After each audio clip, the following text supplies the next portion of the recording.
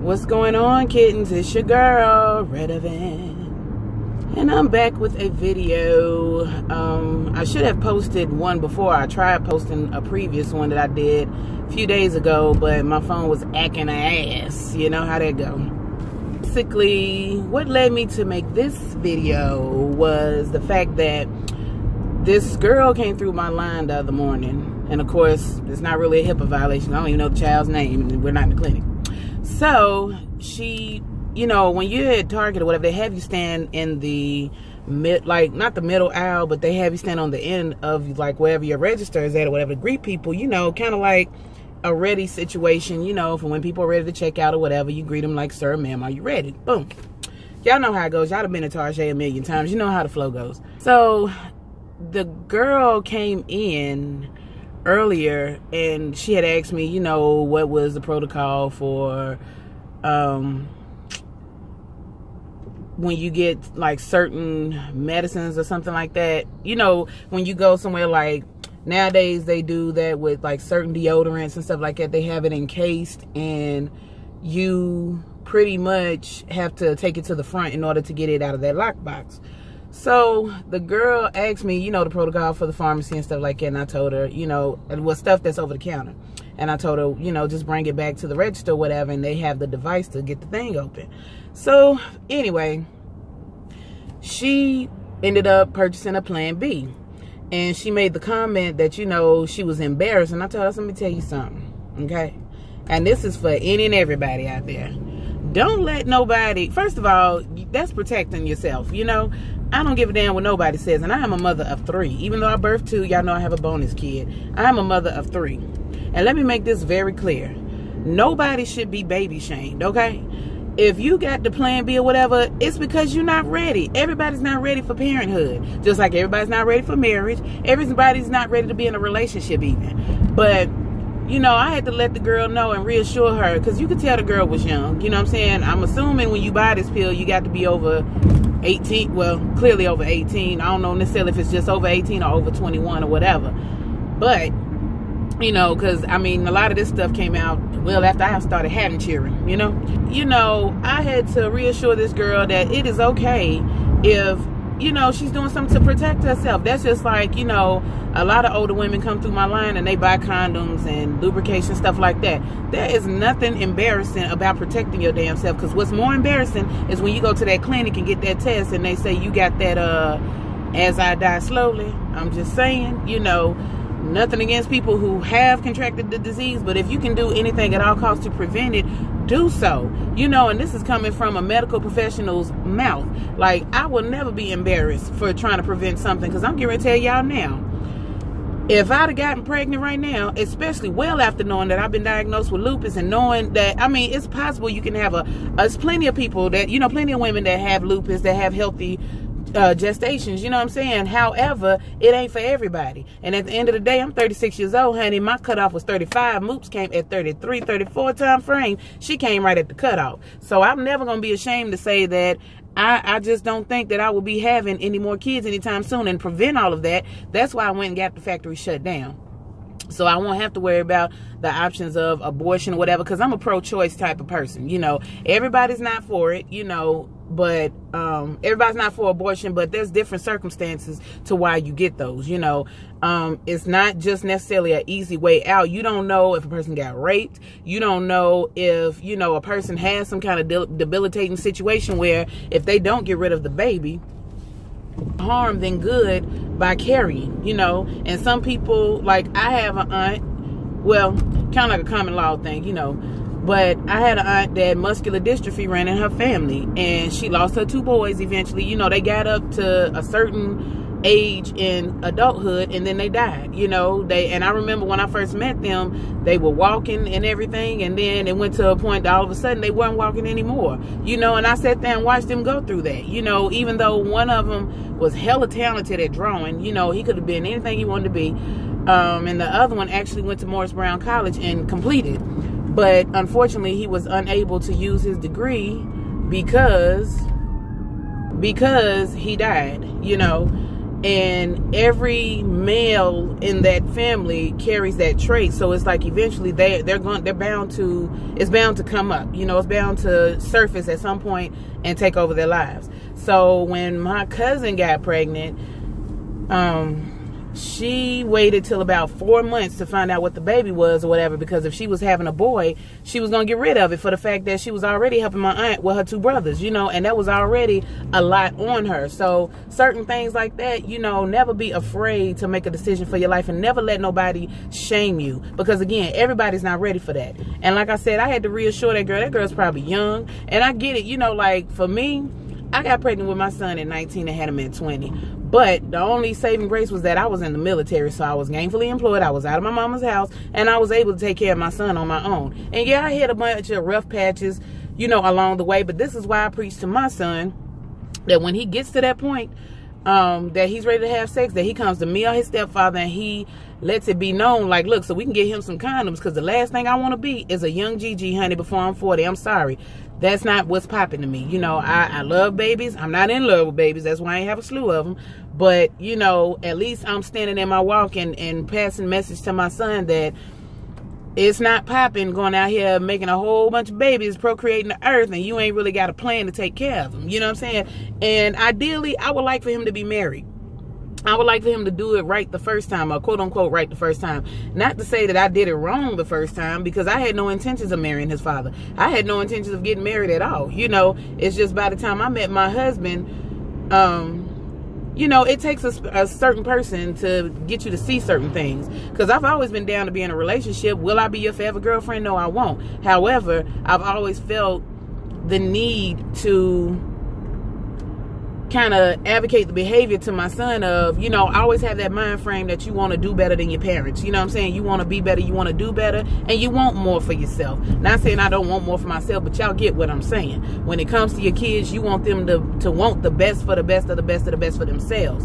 So that's why when it came to that girl buying that Plan B, I told her, I said, you are protecting yourself. Don't you ever feel bad for that. You know what I'm saying? And don't you let nobody shame you either. Because people really kill me. Like, when I was that single chick, I didn't care that my friends had a relationship. I was never that chick. I've never been a drama-filled, drama-bound, or a drama starter, you know what I'm saying, type person. Like, I just don't see the point in wasting my good energies for that, honey.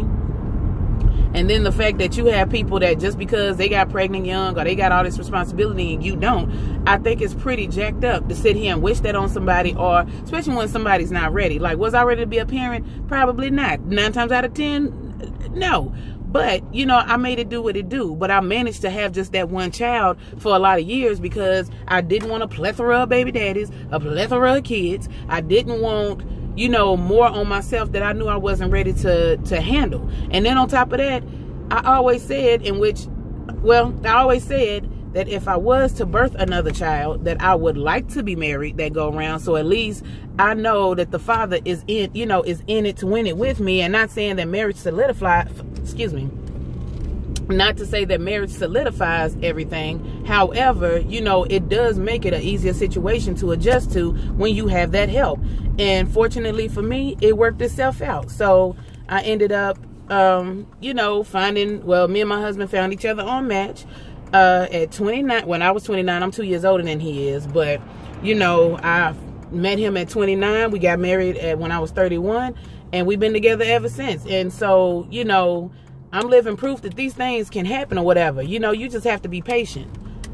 But I also will put out there, ladies, I'm also never been a female that's been trying to rush a man to the altar and, you know, trying to put the pressure on him. Because my thing is this. If you've been together for a good little while, first of all, if me and my husband met like early 20s or something, you're damn right I wouldn't have been married. I mean, we wouldn't have gotten married that soon, you know, because I do believe that your 20s are for you, is for exploration. Now, if you meet the one or whatever in your mid-20s or something like that, then more power to you. I'm not mad at it. But at the end of the day, you know, do things in your own time. Don't rush on the account of somebody else, you know what I'm saying, putting the pressure on you, because then it's not really a genuine situation. So, I say that to say this, you know, don't let no one rush you into something you're not ready for. Don't let them put the pressure on you. Wear that condom, pop them pills. You know what I'm saying? Anything that's going to prevent you from having a baby right now, because the worst thing you want to do is going around, you know, guilting yourself to death. Like, say if the situation happened, you got an abortion or whatever, you don't want to guilt yourself into a situation or just because somebody's trying to pressure you, because where they're at, and it's okay to be with somebody and y'all not on the same page, and either y'all working towards the goal or it's just time to part ways and be like, you know what, boo-boo, I ain't ready for that right now. It is okay. Same thing with marriage, you know what I'm saying? Or even just being in a relationship. If you want to be single and free, honey, be that. That is okay. But, because at the end of the day, you know, everything isn't guaranteed, especially when you start having babies. Sometimes people change. Sometimes situations change. You don't know, for the good, for the bad, whatever, you know. Yeah, it was a struggle when I had my daughter or whatever, because I wasn't able to work through my pregnancy like I wanted to. You know, certain things happen. But guess what? Through the best support system that I have, and for the fact that I have a husband that's willing to get up off his ass every single day or every night for that third shift job, make sure his family is maintaining, and holding it down, especially when I first got sick, trust and believe, honey, it don't get any better than that. So I know that when we come up and we come up together, that come up is going to be great. You know how they say you hit a major setback for a major come up. Y'all know what I'm talking about. You know, it's only a set up for a major come up. And that's the only way I think about it. Plus, you have to have a positive mind frame at all times. So don't allow people to drain your energy, people to take life from you because they feel like, oh, well, you know what I'm saying? Had you been more careful, you wouldn't have to. So fucking what? Life happens, okay? I say it all the time in my videos. Life happens, and it happens for a reason. And you wouldn't be the person you are. You wouldn't experience the life that you have if you didn't live it the way that you did. So don't let nobody shame you into having kids, into marrying, into any of that or whatever, because sometimes it's just not your time. Guess what? I wasn't in no damn rush, and my time came when it was supposed to. And for that, I am truly grateful, not only to myself, but to the universe. Okay?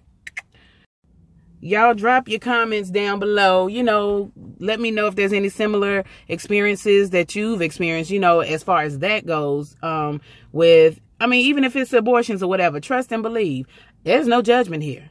There's no judgment here. I will be the first to tell you, I had one at 16 because my mother felt like I was too young for natural childbirth and to be raising a kid, especially on my own, where she was going to have to be responsible for both of us. And I wasn't mad at it, you know. I got pregnant again 3 years later, but at the end of the day, my son is healthy, strong, he's smart, you know. Again, this next time around I had a baby. Well, I entered my bonus kid in the middle of that because I thought that was what was going to get me on the scot-free, you know, not having another kid, because we already brought one to the table apiece. But, you know, I can't say without my daughter, because I was on the fence of having another kid. I really didn't want any more kids. And by the time I got to that point where I thought I was ready, it was just like I wasn't doing anything to prevent it, but I wasn't doing anything. I wasn't really trying. My husband was. But now that the baby is here, of course, you know, when the baby gets here, it's a different kind of feeling, because you can't believe you created such a beautiful thing, such a beautiful being. So that's why I'm saying, unless you know for sure that you are ready, and don't base it off of, oh, your finances, your circumstances, you know, as far as money goes, because you can have all the money in the world, honey, and you will never be ready for what kids bring. You know, kids can have mental issues. They can be born with physical disabilities, you know, physical deformities and stuff. You're never going to be ready. And there's no such thing as a perfect situation or a perfect child. So again, don't let nobody shame you into feeling like, oh, there's something wrong with you if you never want to have kids, if you never want to get married or whatever. And this is coming from a married mother. You understand? There is no judgment in this zone of Redavyn. And I welcome anybody. Drop your comments, drop your stories, your experiences or whatever. Take the time to like, subscribe if you already haven't. I might open up my social media page. I'm not sure yet. I'm going to have to wait on that. I'm thinking about doing a Q&A, so please drop me some questions. My email address is redavyn@gmail.com. I will put it in the description box below, and I want y'all to have a wonderful day. I'll see y'all next time. Peace.